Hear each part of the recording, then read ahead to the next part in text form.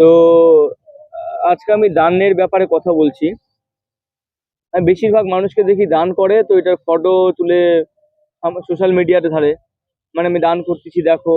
আর নেতাগুলোকেও এরকম অনেকগুলা, মানে নেতাগুলো এমনও আছে যে রিপোর্টার, যদি যতক্ষণ না রিপোর্টার আসবে ততক্ষণ ওরা দানই করে না।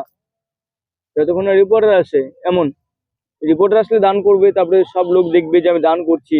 এরকম গরিব লোকগুলো ততক্ষণ ওটা দানের আশায় থাকতে থাকতে, মানে আরো কি বলবো আর। তো আমি বলতে চাচ্ছি যে যে মন থেকে রাজা হয়, যে মন থেকে রাজা হয় সেই একমাত্র দান করতে পারে।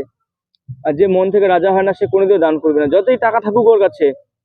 ও টাকা থাকলেও ও ভিখারি। কারণ যার মন মন বড় না, সে আলটিমেটলি রাজা।